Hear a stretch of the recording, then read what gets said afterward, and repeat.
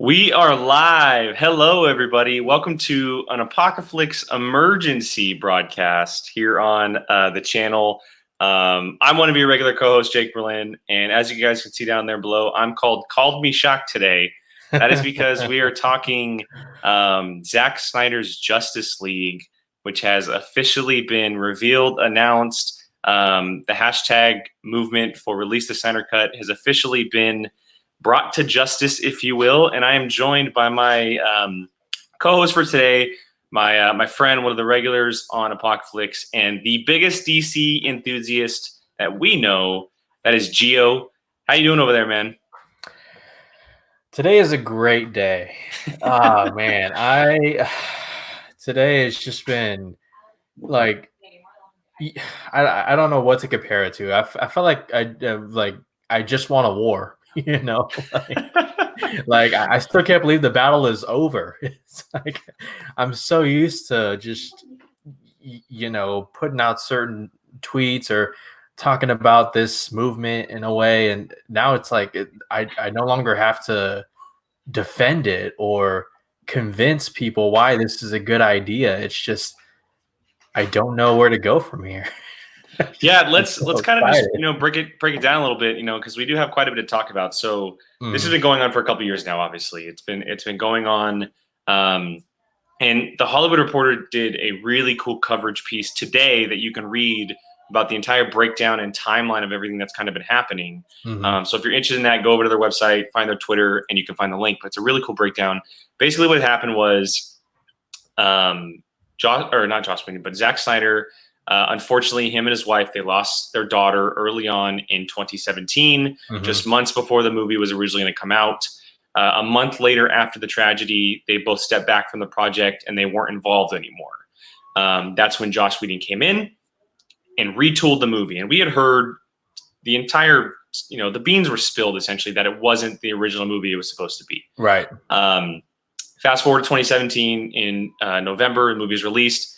Obviously, it wasn't critically panned, but it wasn't the success of what it should have been, of what it could have been. Right. And so we waited for the next 2 years to hear anything major. And then in 2019, that's where this really – and the hashtag movement and Release the Snyder Cut obviously picked up right away, right? Fans all over the world were signing petitions and tweeting and all that type of stuff.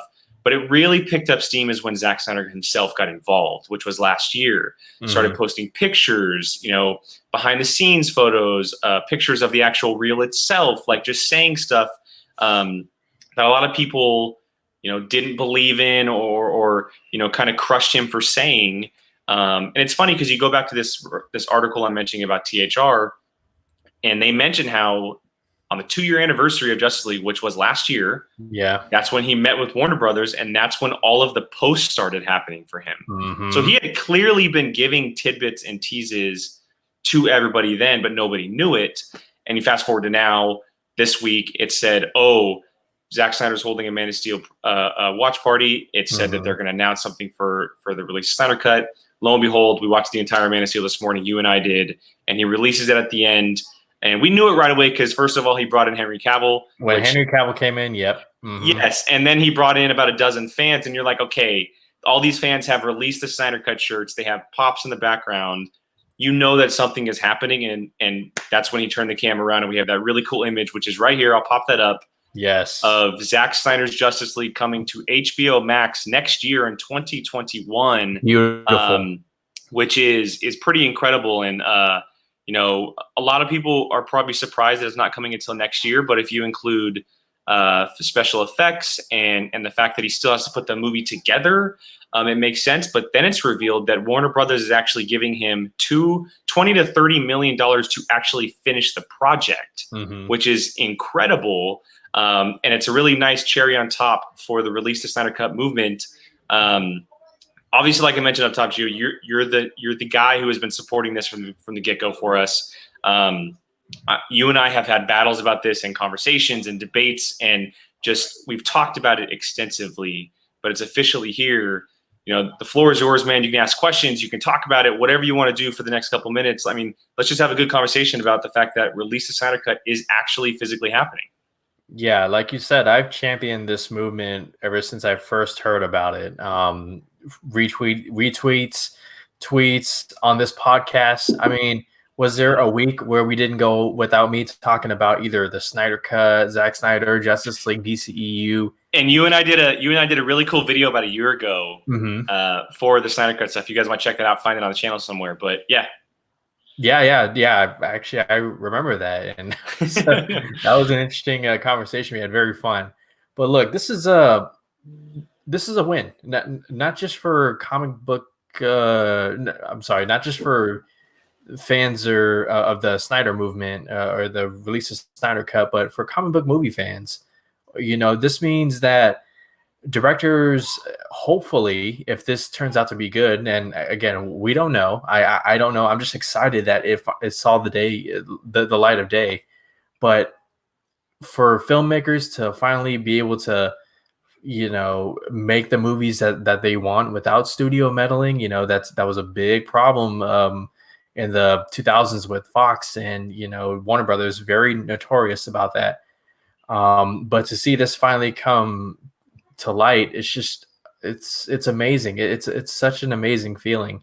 This project overcame toxic fandom, what I want to call it, internet trolls, people who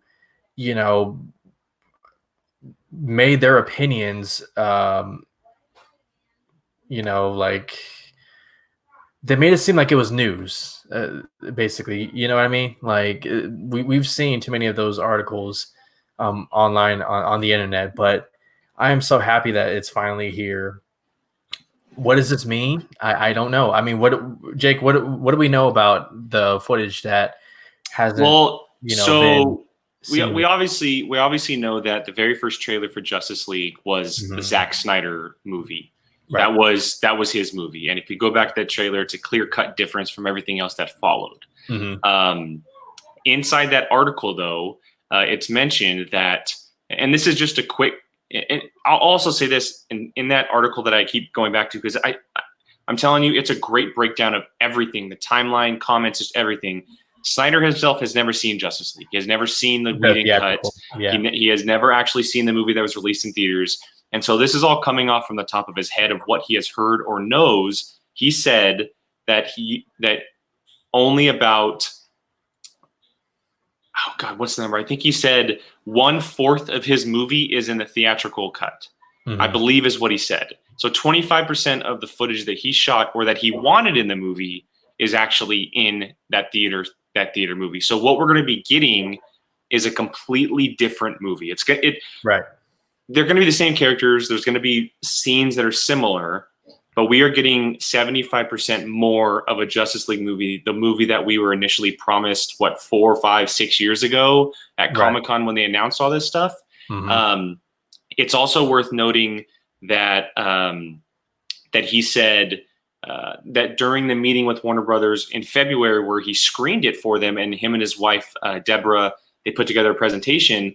They actually said that they can do it in 2 different versions. And this is very interesting. This is where it gets really interesting.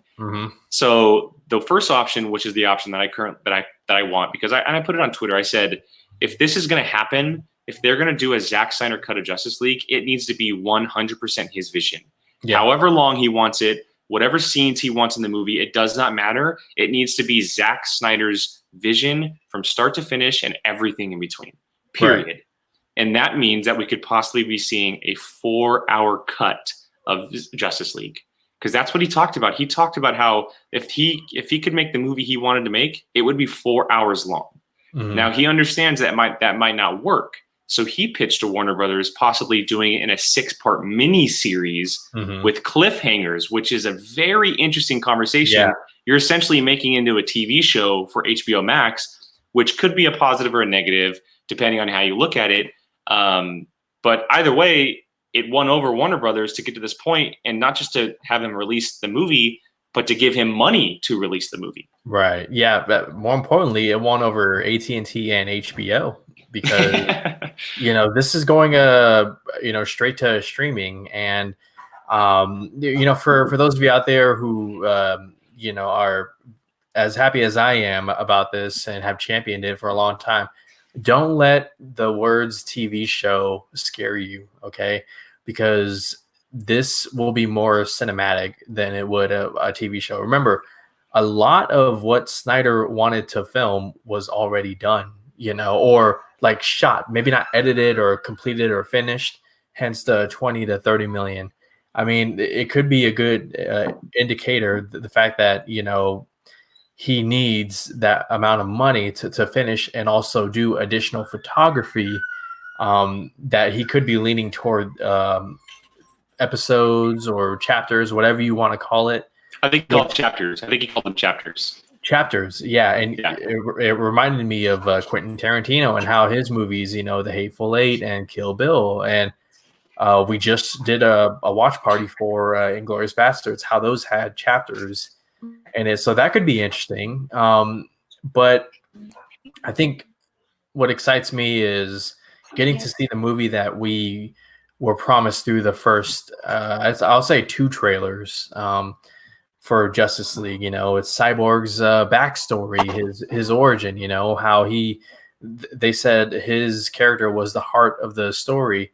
Getting to see more of Ben Affleck's Batman, and the version of Batman that, people were fans of in Batman v Superman.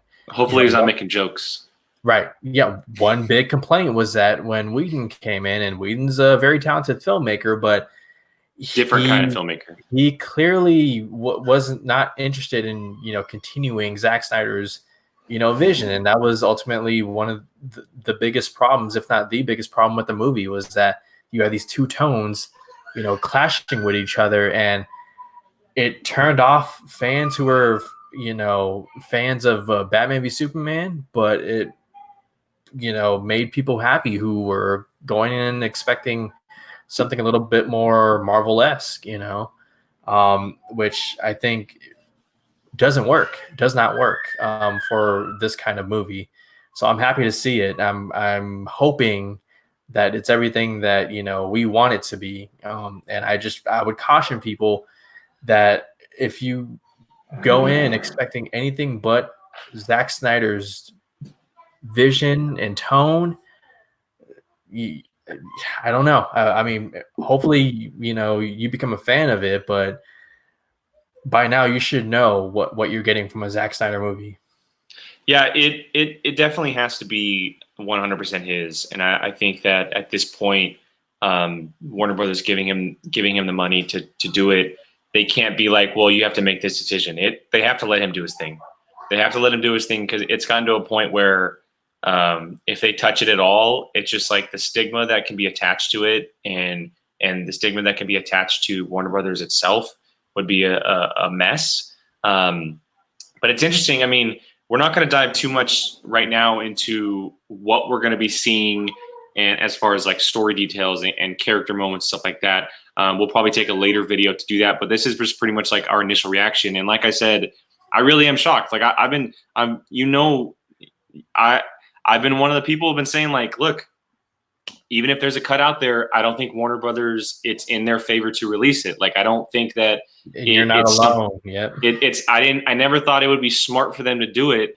But then the announcement of HBO Max last year, it was kind of like a step in that direction. And it was like the turning point for for this entire movement.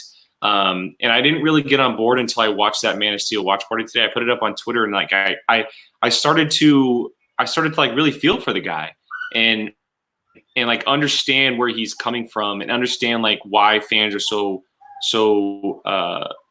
just they're rushing to his side for this movement. And I'm happy for him. Like, I really am. It could, because again, going back to that article for THR, I read something in there that said that doing this and going back and working on the film, and it noted how they're going to get back the original crew for the movie, which is amazing. Junkie XL, and even we're excited about that. Which, yes, and you know how I feel about my scores, like Junkie XL. But Zack Snyder reached out to even the main cast members, and he called Ray Fisher first, and like, look, this could be happening. We might have scenes for you guys. So that's a cool thing. Like, it's going back into production. But the thing that caught me the most was that they said that doing this is closing a chapter in their life, because it began with the death of their daughter. And now they can go back, finish it, put a nice bow on it, and then leave it behind and know that they did everything they could to make that chapter as good as they possibly could. Right. And so I'm really happy for him. I'm happy for his wife. I'm excited to see it. And I think that it could be, I hope it lives up to it. I really do hope it lives up to it. Hey, quick question. Does Ben Affleck come back and shoot and finish whatever photography is needed? Because I think about his quote.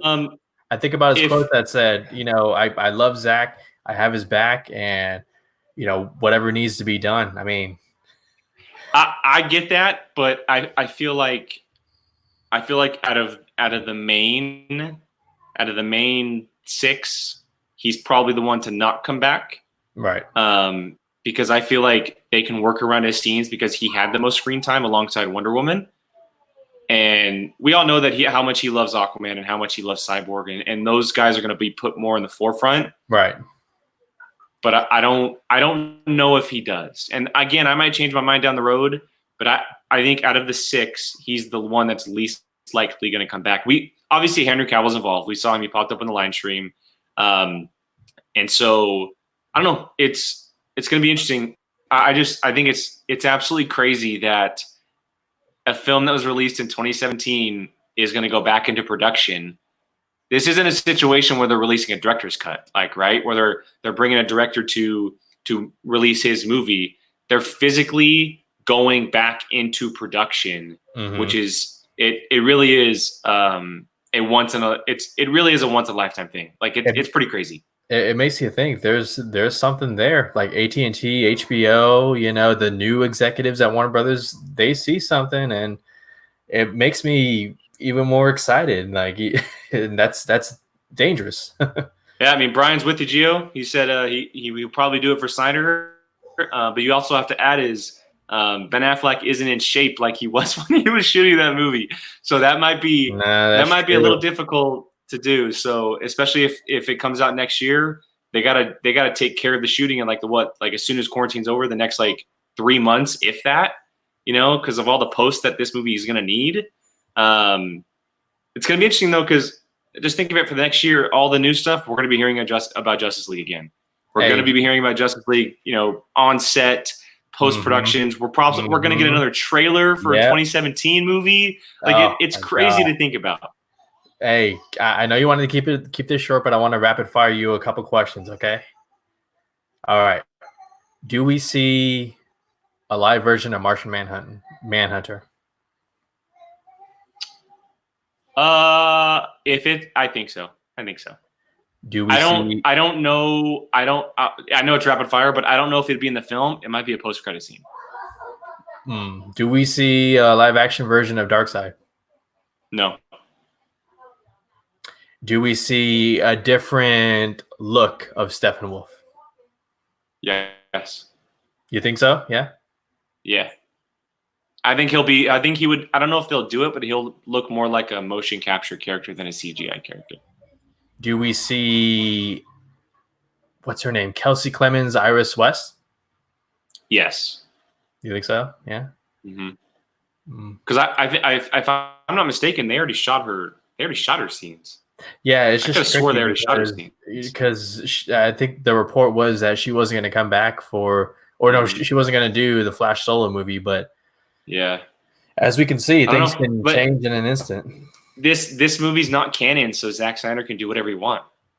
He can literally do whatever it's not like I know that we want it to be canon because it's Zack Snyder's universe, but it's not canon, so he can literally do whatever he wants.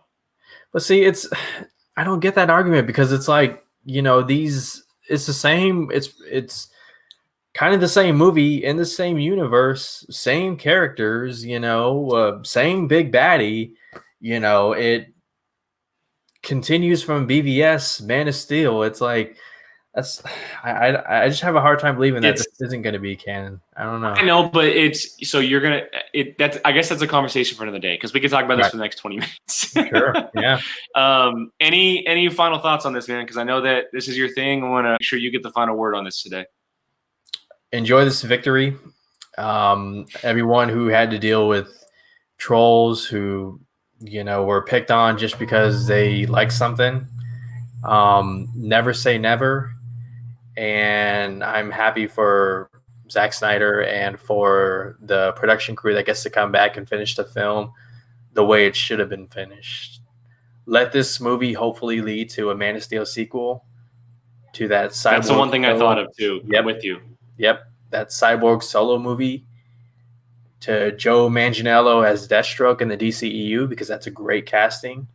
Let this movie, or whatever you want to call it, open up a whole lot of possibilities and renewed interest into this universe that does have rich characters in it. Brian, we will get to your. We'll talk about this later on the channel. But for now, this is our conversation on Zack Snyder's Justice League, which is officially coming. It has been greenlit, released, announced, whatever you want to call it, by Warner Brothers. It is actually a thing, just like he said on Twitter. It is real. So that is it for today, guys. But this isn't the last time we'll be talking about this. An emergency broadcast from Apocaflix Movies on the Zack Snyder Justice League cut. And we'll definitely be talking about it over the next year, because just like it was for Justice League back then, we have a year of anticipation full of trailers and images and everything coming for us. And it's a pretty crazy time. So for Gio, for myself, this is Apocaflix Movies, guys. Make sure you guys follow us on every social media aspect, as well as YouTube, audio podcasts. And we thank you guys for joining us. So, Gio, any last words? See you guys. What? Snyder cut. All right, guys. We will talk to you guys later.